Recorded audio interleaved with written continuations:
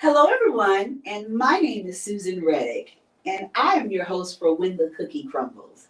I'm back again with Cherlette Mccollough, and she's the owner of Centerpiece Couples and Family Therapy. Hello, welcome back Susan. again. Thank you. I'm for so having me glad you could stay. Yes. You know what? Because I want to really get into this mental health thing. Yeah. You so know, important. because you are a licensed. Tell me what you're. Yes, licensed mental health therapist. You're right. Licensed mental Yes, health you got therapist. it. So let me just ask you this. Why do you really think there's a need? Why do we need help with it? Why do people need to go and talk to a therapist? Why? Yeah. Tell me why. I think that's a really good question, Susan. When we talk about mental health, I think most often people think it's people who are crazy. We use that word, you know, or it's people who are clucking, or we think about the lady in our neighborhood that we had all had a nickname for. We don't think that mental health really pertains to us and our day-to-day living. Yeah. When you think about mental health, it's about your emotions, your thoughts, and your behaviors. They each drive each other, right? Mm-hmm. So it can be there's this dichotomy, Susan, that people believe that if I don't have a mental health diagnosis, I am mentally healthy. And so that's not true. You can not have a diagnosis, a mental illness, and still not be mentally well.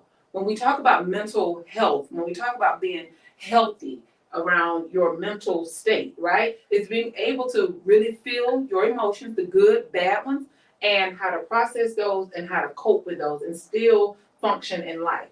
But when you start seeing things impair you, things start being debilitating, like depression, anxiety, all those things, those are the two common ones. When you recognize those things are going on in your life, it's coming from a place. There's a root of it. Most of us, Susan, feel that when we're feeling bad, when we're having a bad day, it'll just go away. But some of that stuff comes from a place of trauma, and trauma does not self-heal. Yeah. In our communities, we feel like, you know what, let me pray, let me do some praise and worship, and, this thing will just go away.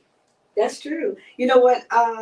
There are times, me myself, that something can happen that can be a trigger. Mm-hmm. Something can trigger. It could be something from 30 years ago. Absolutely. And it can trigger. And I think a lot of times people don't even know that you have any type of mental health issue. Right. And I think the other thing, Susan, a lot of us feel if I admit that this is a challenge for me, that's a weakness. And most of us pride ourselves on being strong, right? So if I go to a therapist or I go to a psychologist or I go to a psychiatrist, that means something is wrong with me. Right. Something is wrong with you and you need to get help. The same thing, shows like this, I love them, Susan, because it brings awareness and it gives people that place to understand what mental health is really about. It's just like if something is going on with your teeth, if something is going on with your eyes, you will go to the specialist. Yeah. But just because we can't hold our minds in our hands and we don't feel like it's tangible, we feel like it'll all dissipate. It'll just go away eventually. And that's not true. That's totally not true. That's why we have therapists. That's why we have people that's trained to hear. We're totally different. Us licensed therapists, we're totally different to talk to than your pastor, than your friend. I don't think it's bad to go to your pastor, to go to your friend, to go to your aunt, to go to your mom and talk to. But when we talk about treatment, you need someone who's educated, who's trained, can literally come in and do surgery on your soul. So, I mean, like, what kind of things could I come in for therapy? I mean, I could come and talk to you. I mean, not just because I'm just having a bad day. Yeah, could be. Just a bad day? It could be. When I think about therapy and why do people go, you can go to therapy for clarity. You can go to therapy for marital problems, relationship problems. If you notice that there's a reoccurring theme in your life and you want to know, why am I stuck here? What is this? Like, everyone I love is telling me I function this way. Why are they telling me that? That's an indicator that you need to go. Another one is depression. And depression looks different for everyone, Susan. Mm-hmm. It looks totally different in me, than you, and than anyone else. My depression may look like I'm going around just smiling a lot or I'm working a lot. Your depression may look like you can't get out of the bed. But right now, what I'm noticing with a lot of strong, educated, successful women, they're having these medical problems, right? But they can't really find out. Medical doctors can't find out what's going on. It's like you have no medical diagnosis, so it has to be mental, right? Yeah. We have a lot of women going through those things right now. I'm seeing that a lot in my office right now. High blood pressure, stroke-like symptoms. And a lot of it is coming from stress. A lot of it is coming from depression and anxiety too. The inability to really cope with it. Well, I used to work for an attorney, and a lot of times we would be like working on like dependency cases, trying to help like women or parents get their kids back and stuff. Yeah. And what That's my background. what I found out that a lot of it was a cycle. Yes. Because their parents might have grown up in foster care, and the cycle never stopped. And then their kids were in foster care, It's very true. and then the next set. I mean, you got to break that cycle. Generational. Yeah. And we see a lot of that in our office, a lot of generational things that come from one generation to the next generation to the next generation. And nobody knows how to stop that. Yeah. Sometimes families, they don't even recognize that it is a cycle. Some people have just bought into those generational patterns or generational curses, if you're spiritual, and they feel like this is something that's in our family that just goes from one generation to the other. But therapy is one of those interventions that help break that cycle, that teaches you this is an issue. This is not healthy, and this is how you can operate different. You can live without this. What if I was a person that came to you and I wanted to talk to you about like I couldn't keep a job. Yeah. I always lose my job. I always lose my place to stay. Yeah. Do you think? What do you? So the first thing when you come to therapy, the first thing we do is assess. Mm-hmm. That's our whole goal. We Okay. assess. We find out. We ask questions. What's going on? Because there might be Where is something that? behind that. It is, Susan, and the thing with therapy, we usually operate from a systemic approach. So we look at all areas of your life. Because you may be just talking about your job, I can't keep a job, but it could be because you're being abused. It could be because you don't have money. It could be a number of things. It could be a family issue, But coming in and we talk about those things with you to get to the root of it. The things that you're talking about are usually symptoms. Yeah. But we dig and dig to get to the root so we can accurately treat. I remember when I was growing up, my mama was my therapist. Yes. She would, they called me Cookie. She'd be like, Cookie, you go to that job and you keep your mouth. Yeah. Don't you be there talking too much in that job. I was like, yes, ma'am. I was afraid to come home without that job. So what do you think the problem is in the Black community? In the Black community. You're funny. I'm You're serious. so funny. Mamas would be that therapist for you. Mine Like, still is. because I'm gonna kill you if you come home without that job. Okay, talking too much. But in the Black community, what do you think? What holds us back from going to get help? Well, one thing, Susan, just being honest, we're taught to keep our business to ourselves. Mm-hmm. And remember, too, we are validated on how much pressure we can stand. That's true. And I never thought about that. Yeah. Because we got to do everything, especially a woman. You better believe You got to it. get up and take care of the kids, get everybody out. You got to work, come home, Absolutely. cook, clean. And I be like, And don't forget the administrator for the house. You gotta pay the Exactly. bills. You gotta make sure everything is in you order. gotta wash, Yes. pay all the bills, keep the lights on. Yes. I would want to come home and see. Nobody's gonna eat tonight. Don't forget taxi too. Yeah. You gotta do taxi as well. Yes.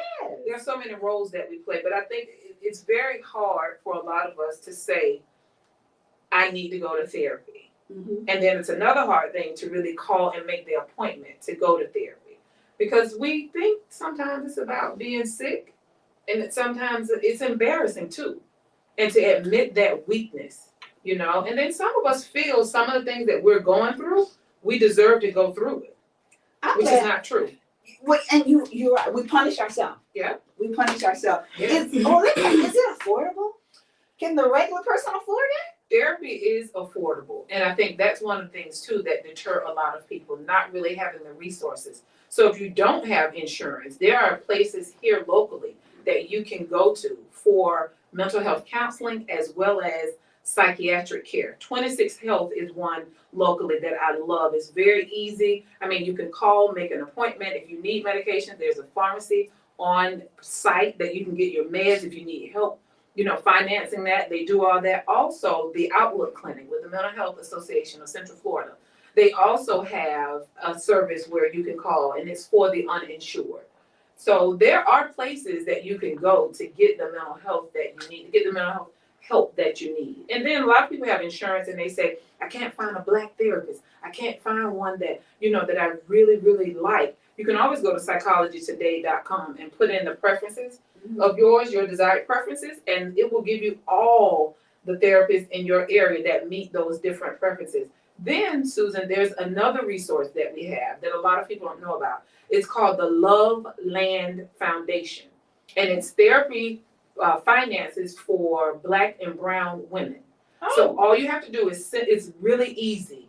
And I'm not talking about just easy. All you do is send the receipt with your information, go online, send it, upload the receipt, and they send you a check up to $120.